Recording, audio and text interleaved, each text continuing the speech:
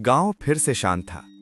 पहाड़ियों के बीच बसा वो छोटा सा नेपाली गांव, जहां सुबह की हवा में धुआं और मिट्टी की खुशबू घुली रहती थी। वहां लोग फिर से नॉर्मल जिंदगी जीने की कोशिश कर रहे थे, लेकिन नॉर्मल सिर्फ बाहर से था, अंदर से नहीं। नीरू अब पहाड़ी के ऊपर रहती थी, गांव से थोड़ा दूर, एक पुराने लकड़ी के घर में। लोग उसे रक्षक कहते थे, कुछ उसे दायन भी कहते थे, पर वो दोनों में से कुछ भी नहीं थी। वो बस थक चुकी थी। रात को जब हवा तेज चलती, उसके घर की खिड़कियां खुद हिलने लगती, कभी कभी बिना हवा के भी। उस रात भी कुछ अलग था। चांद पूरा था, आसमान सफेद धुंध से ढक गया था। नीरू ने महसूस किया हवा में कुछ भारी है, जैसे कोई देख रहा हो। वो बाहर निकली। पहाड़ी के नीचे गांव की हल्की रोशनी जल रही थी। तभी उसने सुना, दूर से एक औरत की चीख, तेज, फिर अचानक खामोशी। नीरू ने आंखें बंद की।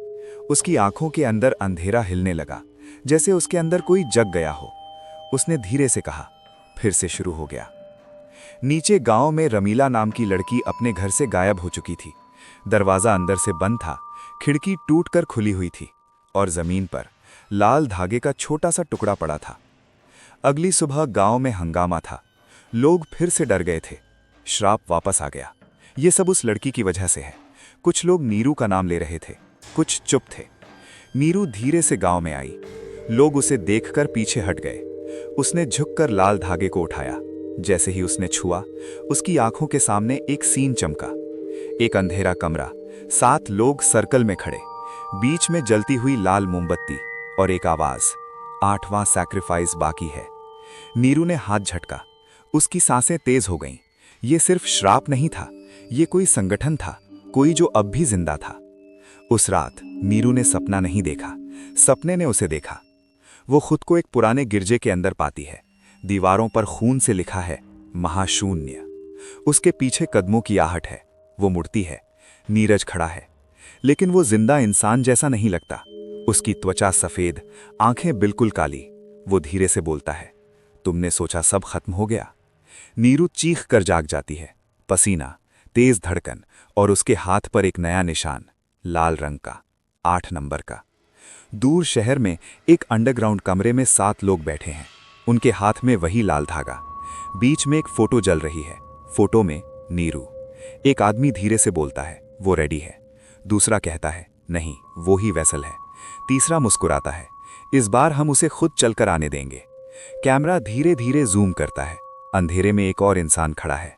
उसका चेहरा नहीं दिखता, लेकिन उसकी आवाज पहचानी सी है, मैं उसे वापस लाऊंगा। पहाड़ी के ऊपर हवा तेज हो जाती है। नीरू खिड़की से बाहर देखती है।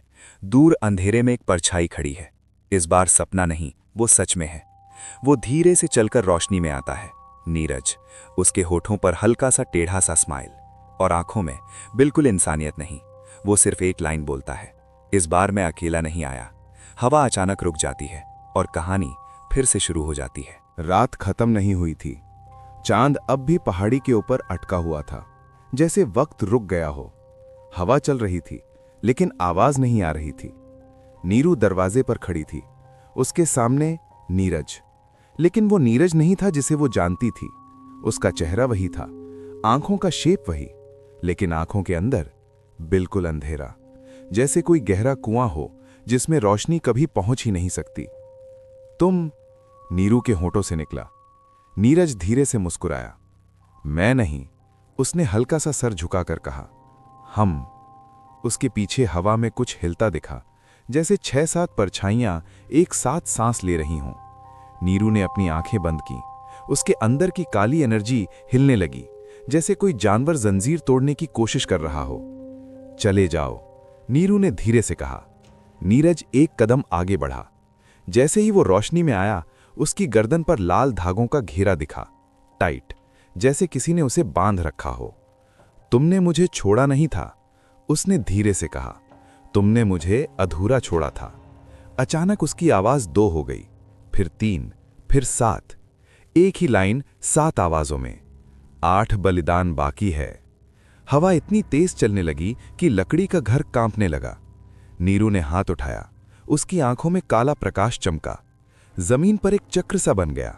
नीरज झटके से पीछे गिरा, जैसे किसी ने उसे धक्का दिया हो, पर वो हंसा। जमीन पर पड़े हुए भी हंसा। तुम जितना रोकोगी उतना ही अंदर जाएगा, उसने कहा। उसका शरीर धीरे धीरे हवा में घुलने लगा। सिर्फ लाल धागे जमीन पर गिर गए और वो गायब हो गया। सुबह होने तक गांव में दूसरी लाश मिल चुकी थी। इस बार एक बुजुर्ग आदमी। उसके कमरे की दीवारों पर खून से लिखा था, महाशून्य जाग रहा है। गांव में डर वापस आ गया। लोग फिर से चुप हो गए। बच्चे शाम से पहले घर लौटने लगे और सबकी नजर एक ही जगह थी, पहाड़ी के ऊपर वाले घर पर। नीरू ने अपने हाथ देखे। लाल निशान अब गहरा हो चुका था। 8 का शेप और साफ दिख रहा था। उसने पानी से धोने की कोशिश की, नहीं गया। चाकू से हल्का सा काटने की कोशिश की, खून निकला, लेकिन निशान नहीं गया। उस रात उसे नींद नहीं आई। जैसे ही वो आंख बंद करती, एक अंधेरा कमरा, बीच में नीरज घुटनों पर बैठा हुआ, उसके पीछे 7 लोग खड़े, उनके चेहरे पर लकड़ी के मास्क। एक मास्क धीरे से उठता है और नीरू अपना ही चेहरा देखती है। वही आंखें, वही काला साया। वो मास्क वाली नीरू बोलती है, तू ही 8वीं है। नीरू चीख कर उठती है, लेकिन इस बार वो अपने घर में नहीं है। वो जंगल में खड़ी है, नंगे पैर, रात का अंधेरा और जमीन पर लाल मोमबत्तियों का सर्कल जल रहा है। बीच में रमीला, बंधी हुई, जिंदा, आंखें खुली हुई। दीदी, वो धीरे से बोलती है। नीरू का दिमाग हिल गया। ये सपना है या वो सच में चलकर यहां आई है? पेड़ों के पीछे से आवाज आई, स्वागत है। 7 लोग बाहर निकले, लकड़ी के मास्क, हाथ में लाल धागा। एक आदमी आगे बढ़ा, उसका मास्क अलग था, सोने का। हम 8 वचन हैं, उसने कहा, और तुम हमारी अंतिम चाबी हो। नीरू ने गुस्से में हाथ उठाया। जमीन हिल गई, पेड़ झुक गए, मोमबत्तियां बुझ गईं, लेकिन रमीला की चीख तेज हो गई। मास्क वाला आदमी हंसा, देखा, तेरी शक्ति उन्हें मार देती है जिन्हें तू बचाना चाहती है। नीरू ने कंट्रोल करने की कोशिश की, लेकिन उसकी सांसें तेज, उसका दिल जोर से धड़क रहा था। अंदर की काली एनर्जी फटने को तैयार थी। तभी नीरज अंधेरे से बाहर आया। इस बार उसके हाथ बंधे नहीं थे। वो सीधा चलकर नीरू के सामने खड़ा हो गया। उसकी आंखों में एक पल के लिए पहचान चमकी। नीरू, उसने धीरे से कहा। वो आवाज असली थी। 1 सेकंड के लिए सब कुछ रुक गया। भागो, नीरज ने धीरे से कहा। मास्क वाला आदमी गुस्सा हो गया। उसने लाल धागा हवा में फेंका। वो धागा सांप की तरह नीरू के हाथ पर लपेट गया। अचानक उसकी आंखों के सामने 1000 सीन्स फ्लैश हुए। बचपन, पहाड़ी, नीरज का पहली बार हाथ पकड़ना, उसकी धोखा भरी रात, तांत्रिक की आग, और फिर एक और चेहरा जो अब तक नहीं देखा था। एक औरत, बिल्कुल उसकी तरह, लेकिन पुराने जमाने के कपड़ों में। वो धीरे से बोलती है, मैं पहली थी, तू आखिरी है। नीरू झटके से जमीन पर गिर गई, चिल्लाने लगी। आसमान में बिजली चमकी, तेज बारिश शुरू हो गई। मास्क वाले लोग पीछे हटने लगे। उनका सर्कल टूट गया। रमीला जमीन पर गिरकर बेहोश हो गई। नीरज एक पल के लिए आजाद हुआ। वो नीरू के पास दौड़ा। उसने उसका चेहरा पकड़ा। तू कंट्रोल कर सकती है या तू ही महाशून्य बन जाएगी। उसकी आंखों में आंसू थे। फिर उसका शरीर झटका खाकर सीधा खड़ा हो गया। वही काली आंखें, वही अंधेरा। उसने अपना हाथ नीरू के सीने पर रखा और धीरे से कहा, हम दोनों एक ही कहानी के 2 हिस्से हैं। फिर सब कुछ अंधेरा हो गया। सुबह गांव वालों ने नीरू को जंगल के किनारे बेहोश पड़ा पाया। रमीला जिंदा थी, लेकिन वो बोल नहीं रही थी। उसकी आंखें सिर्फ एक ही चीज देख रही थीं, नीरू को, जैसे वो उससे डर रही हो। रात को जब नीरू अकेली बैठी थी, उसने आईने में देखा। इस बार रिफ्लेक्शन ने उससे पहले मुस्कुराया और धीरे से कहा, अब सिर्फ 6 बचे हैं। नीरू का दिल ठंडा पड़ गया। 6 क्या? रिफ्लेक्शन ने जवाब दिया, 6 जान, 6 दिन। आईना अपने आप टूट गया और कहीं दूर से 7 आवाजों में एक ही लाइन गूंज उठी, महाशून्य जाग रहा है। अंधेरा अब सिर्फ बाहर नहीं था, वो उसके अंदर बस चुका था, और इस बार शायद वो ही सबसे बड़ा खतरा थी। गांव में अब सूरज भी डर कर उगता था। सुबह की रोशनी पहले जैसे गर्म नहीं लगती थी, जैसे हवा में कुछ ठंडा, कुछ बेजान घुल गया हो। लोग कम बोलते थे, दरवाजे जल्दी बंद होते थे, और हर रात किसी न किसी घर में सपने एक जैसे आते थे।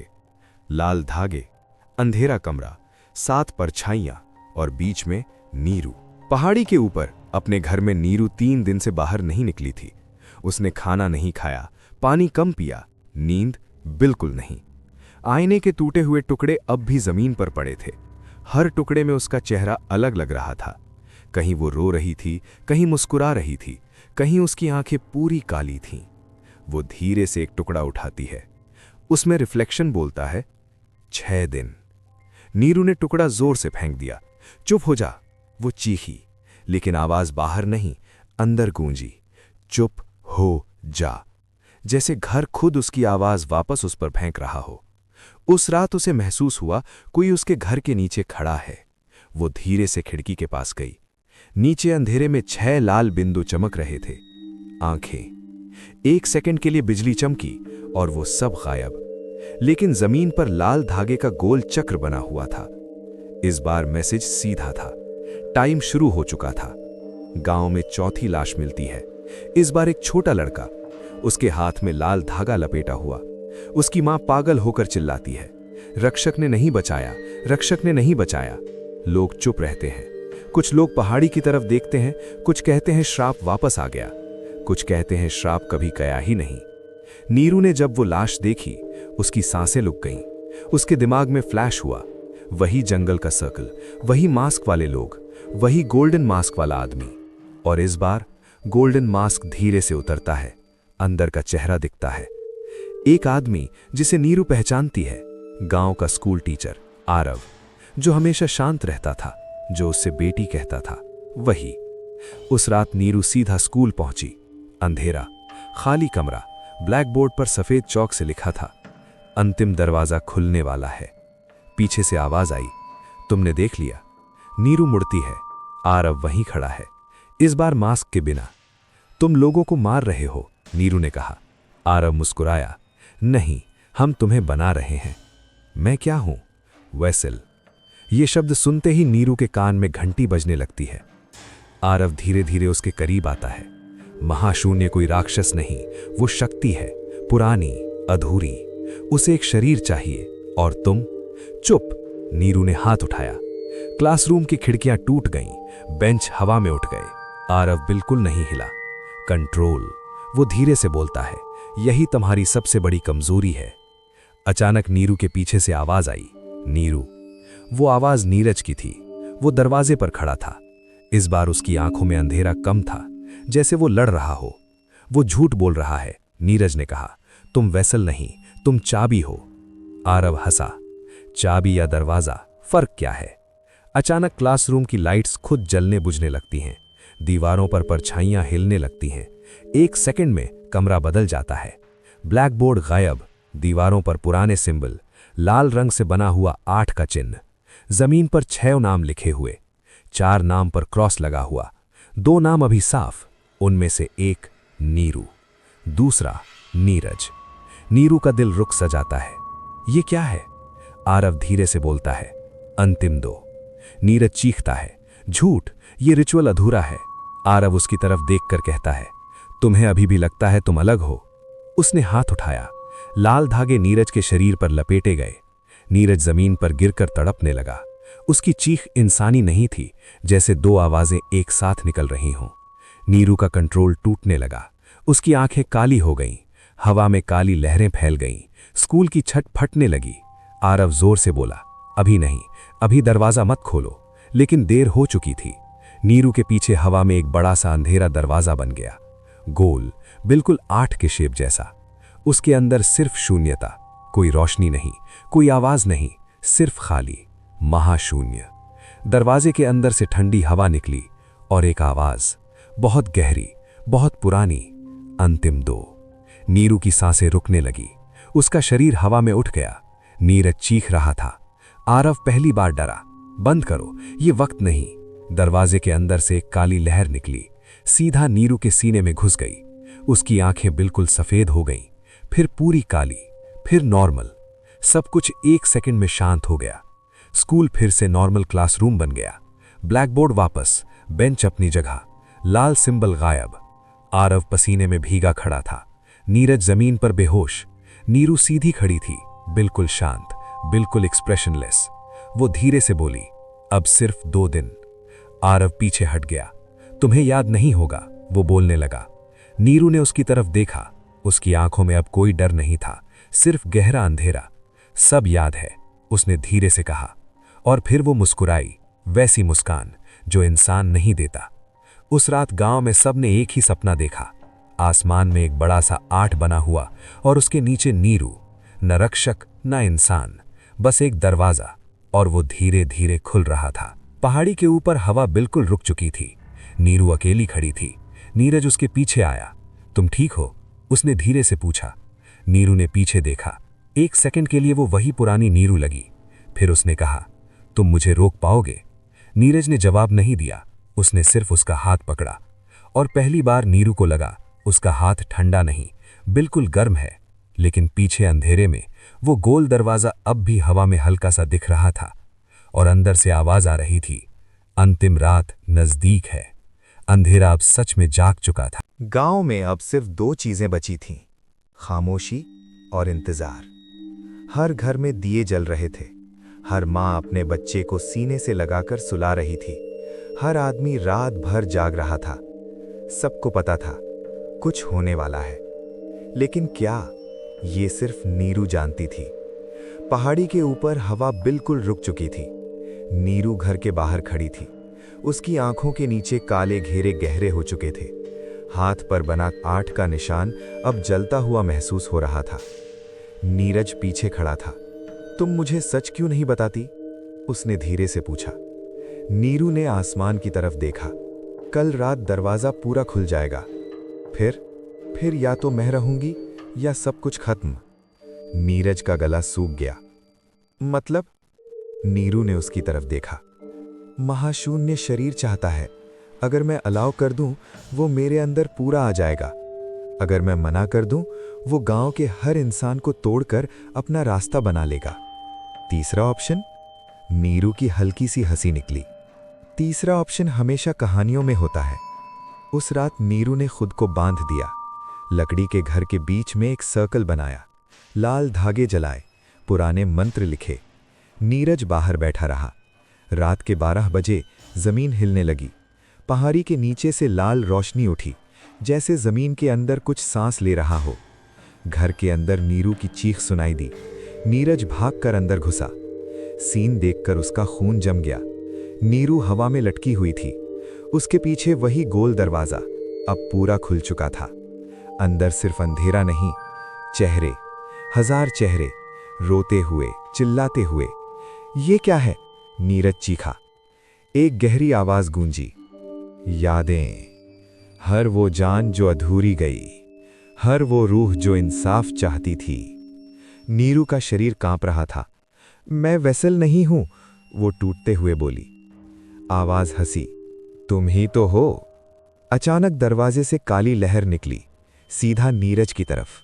उसके शरीर में घुस गई। नीरज जमीन पर गिरकर तड़पने लगा। उसकी आंखों में काली लकीर फैल गई। नीरू ने जोर से चीख लगाई।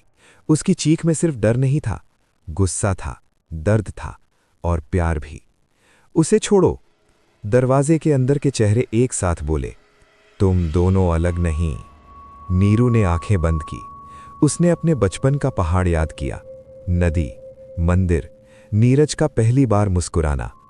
उसने धीरे से कहा, मैं दरवाजा नहीं, मैं ताला हूं। उसने अपना हाथ सीने पर रखा और 8 का निशान जल उठा। तेज रोशनी फूटी। दरवाजा हिलने लगा। चेहरे चीखने लगे। नीरज का तड़पना रुक गया। वो जमीन पर शांत पड़ा था। नीरू धीरे धीरे नीचे उतरने लगी, लेकिन उसकी आंखें अब नॉर्मल नहीं थीं। एक आंख काली, एक सफेद, हाफ अंधेरा, हाफ रोशनी। दरवाजा आधा बंद हो चुका था, लेकिन पूरा नहीं। आवाज फिर गूंजी, अंतिम बलि के बिना हम नहीं रुकेंगे। घर का छत फट गया। आसमान में लाल बिजली चमकी। पहाड़ी के नीचे गांव में लोग गिरने लगे, जैसे उनकी सांस कोई खींच रहा हो। नीरू ने महसूस किया, महाशून्य गांव के लोगों की रूह को खींच रहा है। अगर दरवाजा पूरा बंद नहीं हुआ, सुबह तक कोई जिंदा नहीं बचेगा।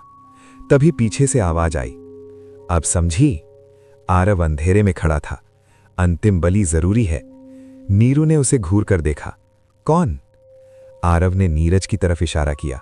वो। नीरज ने धीरे से आंखें खोली। उसने सब सुन लिया था। उसकी आंखों में डर नहीं था, सिर्फ थकान।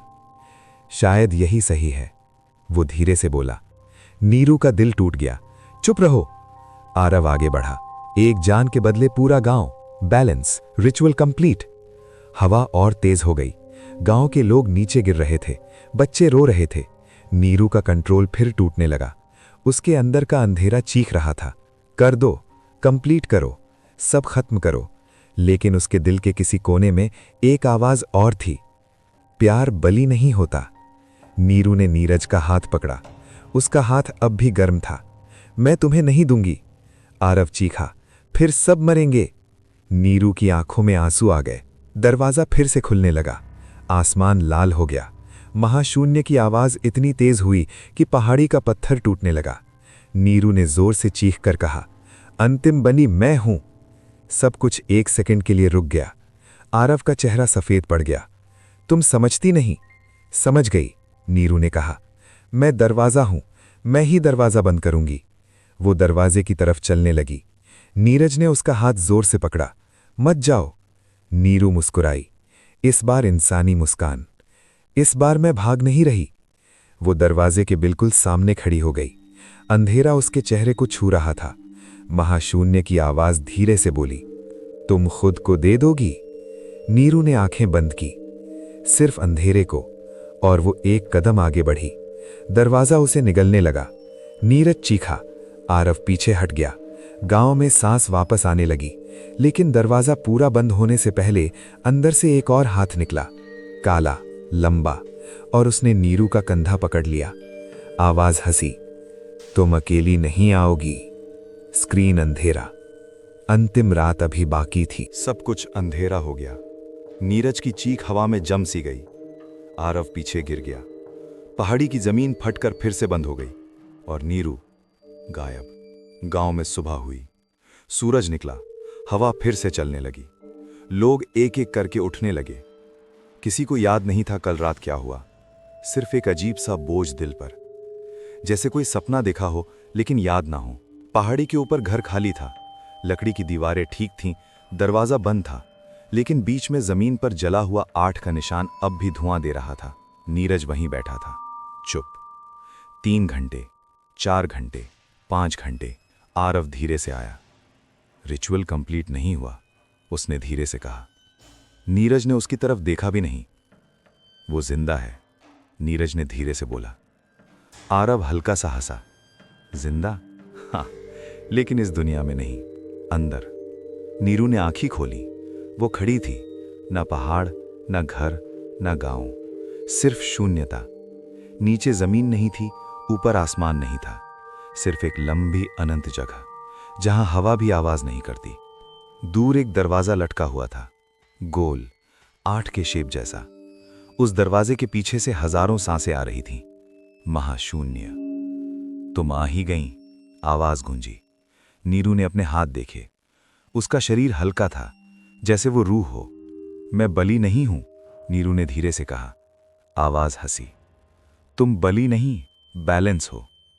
अंधेरे में से चेहरे उभरने लगे। वही 1000 रूहें, वही अधूरी कहानियां। एक छोटी लड़की आगे आई। उसकी आंखें काली नहीं थीं, वो बस उदास थी। हम फंसे हुए हैं, उसने कहा। कौन बांध कर रखा है? नीरू ने पूछा। एक ही जवाब सबकी तरफ से आया, डर। बाहर। नीरज ने आग जलाकर घर के बीच में बैठ गया। उसने लाल धागे उठाए, उन्हें जला दिया। आरव ने उसे रोका नहीं, बस देखता रहा। तुम उसे वापस नहीं ला सकते, आरव ने कहा। नीरज ने धीरे से जवाब दिया, तुम उसे रोक भी नहीं सकते। आरव की आंखों में पहली बार डाउट दिखा। अंदर महाशून्य एक रूप लेने लगा, एक बड़ा सा साया, न पूरा इंसान न पूरा अंधेरा। तुम मुझे रोक नहीं सकती, उसने कहा। मैं रुकने नहीं आई, नीरू ने जवाब दिया। मैं देखने आई हूं। साया ठहर गया। देखने? तुम कौन हो? अंधेरा हिलने लगा और धीरे धीरे उसका रूप बदलने लगा। वो एक पुरानी औरत में बदल गया, वही जो नीरू ने सपने में देखी थी। मैं पहली थी, उसने कहा। पहली वैसल? पहली जो डर गई। नीरू का दिल थोड़ा सा हिल गया। तुमने दरवाजा बंद क्यों नहीं किया? औरत ने आंखें झुका ली। मैं अकेली थी। तुम भी अकेली हो, महाशून्य ने फिर से असली रूप लेते हुए कहा। तुम्हारे पास कोई नहीं। नीरू के दिमाग में नीरज का चेहरा आया, उसका हाथ, उसकी आवाज। तुम गलत हो, नीरू ने धीरे से कहा। उसने अपनी आंखें बंद की और उस कनेक्शन को महसूस किया। दूर, बहुत दूर, एक हल्का सा गर्म एहसास। नीरज, वो बैठा हुआ था, उसका नाम धीरे से ले रहा था। नीरू। उस आवाज ने शून्यता में एक हल्की सी दरार बना दी। महाशून्य गुस्सा हो गया। ये जगह प्यार से नहीं चलती। नीरू ने आंखें खोली। इसीलिए तो तुम अधूरे हो। अचानक रूहों में हलचल हुई। वो लड़की जो आगे खड़ी थी मुस्कुराई। उसकी आंखों में रोशनी आई। एक रूह आजाद हो गई। महाशून्य पीछे हटा। ये अलाउड नहीं। तुमने कहा बैलेंस, तो बैलेंस होगा। उसने हाथ उठाया। इस बार काली एनर्जी नहीं, रोशनी निकली, गहरी, गर्म, अंधेरे को जला नहीं रही थी, उससे पिघला रही थी। रूहों के चेहरे एक एक करके साफ होने लगे। उनकी चीखें खत्म हो गईं, उनकी आंखें नॉर्मल हो गईं। महाशून्य चिल्लाया, तुम मुझे मिटा नहीं सकती। मैं मिटा नहीं रही, मैं तुम्हें आजाद कर रही हूं। साया टूटने लगा, उसके टुकड़े हवा में घुलने लगे। शून्यता में हल्की सी रोशनी भरने लगी। बाहर नीरज ने अचानक अपनी आंखें बंद की। उसने महसूस किया हल्का सा गर्म हवा का झोंका। पहाड़ी पर फूल खिलने लगे। आरव पीछे हट गया। इम्पॉसिबल। जमीन पर बना 8 का निशान धीरे धीरे फीका पड़ने लगा। अंदर महाशून्य अब सिर्फ एक छोटा सा साया रह गया था। तुम मुझे खत्म कर दोगी तो तुम खुद भी यहां से नहीं जा पाओगी, उसने धीरे से कहा। नीरू शांत थी। मैं जाने नहीं आई थी। साया रुक गया। फिर मैं दरवाजा बनने नहीं, दरवाजा तोड़ने आई थी। उसने आखिरी बार हाथ उठाया। साया रोशनी में घुल गया। रूहों की भीड़ धीरे धीरे हवा में विलीन होने लगी। शून्यता में पहली बार एक हल्का सा आसमान दिखा। नीचे एक जमीन बनी और बीच में नीरू अकेली खड़ी थी। दरवाजा अब टूट चुका था, लेकिन वापस जाने का रास्ता भी साथ में टूट गया था। नीरू ने धीरे से मुस्कुराया। यही बैलेंस है। दूर से नीरज की आवाज आई, नीरू। उसकी आंखों में आंसू आ गए। खुश रहना, उसने धीरे से कहा, और उसका शरीर रोशनी में घुलने लगा। बाहर पहाड़ी पर हवा चल रही थी। लाल निशान पूरी तरह से गायब हो चुका था। नीरज ने आंखें खोली। घर खाली था, लेकिन हवा में एक हल्का सा गर्म एहसास रह गया था। आरव चुप खड़ा था। रिचुअल, वो बोलने लगा। नीरज ने उसकी तरफ देखा। खुद खत्म हो गया। आरव ने आसमान की तरफ देखा। पहली बार लाल बिजली नहीं चमकी, सिर्फ नॉर्मल आसमान, शांत। रात को पहाड़ी के ऊपर एक सफेद दुपट्टा हवा में लटकता दिखा। किसी ने उसे छोड़ा नहीं था, बस हवा में था, जैसे कोई अब भी देख रहा हो, रक्षा कर रहा हो, लेकिन इंसान नहीं, कुछ और। कहानी खत्म नहीं हुई थी, बस अंधेरा अपना रूप बदल चुका था। 5 महीने बीत गए। गांव वापस नॉर्मल हो गया। बच्चे स्कूल जाने लगे। शाम को मंदिर में घंटी बजने लगी। पहाड़ी पर फिर से फूल उगाए। लोग कहते थे श्राप खत्म हो गया। कुछ लोग चुप रहते थे, क्योंकि हर रात जब हवा थोड़ी ठंडी होती, एक हल्का सा एहसास होता था, कोई देख रहा है। डर नहीं, बस मौजूदगी। नीरज पहाड़ी के घर में अकेला रहता था। उसने घर नहीं छोड़ा। हर सुबह वो जमीन पर बैठकर आंखें बंद करता और धीरे से एक ही नाम लेता, नीरू। कभी हवा तेज चलती, कभी लकड़ी की दीवार हल्की सी खटखटाती, कभी कुछ नहीं होता, लेकिन उसे पता था वो गई नहीं। एक रात आसमान बिल्कुल साफ था। तारे बहुत करीब लग रहे थे। नीरज बाहर बैठा था। अचानक हवा रुक गई, बिल्कुल रुक गई। उसने आंखें खोली। उसके सामने एक सफेद रोशनी का हल्का सा दायरा बना। वो रोशनी धीरे धीरे इंसानी शेप लेने लगी। सफेद दुपट्टा, हल्की मुस्कान, आंखें अब काली नहीं, बिल्कुल नॉर्मल। नीरू, वो बस देखता रह गया। तुम वापस आ गई? नीरू ने धीरे से सिर हिलाया। मैं कब गई थी? उसकी आवाज हल्की थी, जैसे हवा। मैं अब शरीर नहीं हूं, उसने कहा। मैं बंद दरवाजे के उस पार नहीं, मैं दोनों जहान के बीच हूं। नीरज की आंखों में आंसू आ गए। मतलब? जब तक यादें हैं, मैं हूं। नीचे गांव में उसी वक्त एक अजीब सी घटना हुई। एक पुराने घर में एक छोटा बच्चा रात को उठकर चलने लगा। उसने आईने में देखा। उसका रिफ्लेक्शन 1 सेकंड के लिए मुस्कुराया, लेकिन बच्चा नहीं मुस्कुराया। फिर सब नॉर्मल हो गया। बच्चा वापस सो गया। पहाड़ी पर नीरज ने महसूस किया हवा में एक हल्का सा अंधेरा फिर से हिल रहा है, बहुत कम, बहुत कमजोर। ये खत्म नहीं हुआ है ना? उसने पूछा। नीरू ने दूर पहाड़ियों की तरफ देखा। अंधेरा कभी मरता नहीं, बस रूप बदलता है। महाशून्य एक नाम था, डर एक एहसास है। जब तक डर है दरवाजे बनते रहेंगे। नीरज ने धीरे से पूछा, फिर तुम? मैं देखूंगी, मैं रोकने की कोशिश करूंगी, लेकिन हर बार मैं नहीं आऊंगी। हवा फिर से चलने लगी। नीरू का रूप हल्का सा धुंधला होने लगा। नहीं, नीरज ने हाथ बढ़ाया। इस बार उसका हाथ रोशनी को छू गया, गर्म, बिल्कुल पहले जैसा। नीरू मुस्कुराई। प्यार बलि नहीं होता, प्यार याद बन जाता है। और फिर वो धीरे धीरे हवा में घुल गई। समय बीतने लगा। 1 साल, 2 साल, गांव बदलने लगा। नए लोग आए, पुराने लोग चले गए, लेकिन पहाड़ी पर वो घर अब भी था। कोई उसे तोड़ नहीं पाया। कुछ लोग कहते थे रात को वहां रोशनी दिखती है, कुछ कहते थे सफेद दुपट्टा हवा में हिलता है, कुछ हंसते थे, कुछ चुप रहते थे। एक दिन गांव में एक नई लड़की आई, शहर से। उसकी आंखों में अजीब सी गहराई थी। वो पहाड़ी पर चढ़कर उस घर के सामने रुक गई। दरवाजा खुद खुल गया। अंदर बिल्कुल साफ था। बीच में जमीन पर हल्का सा निशान, 8 का, लेकिन इस बार लाल नहीं, सफेद। लड़की ने धीरे से हाथ उस निशान पर रखा। उसकी आंखों में एक पल के लिए काली चमक आई, फिर गायब। हवा में एक हल्की सी हंसी गूंजी, न बुरी न अच्छी, बस पुरानी। दूर कहीं 2 आवाजें एक साथ सुनी जा सकती थीं, एक नीरू की, एक किसी और की। दरवाजा कभी बंद नहीं होता, बस कोई खड़ा होता है उसके सामने।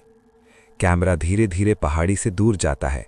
गांव छोटा होता है, आसमान बड़ा, और एक सफेद रोशनी का दायरा हल्का सा चमककर गायब हो जाता है।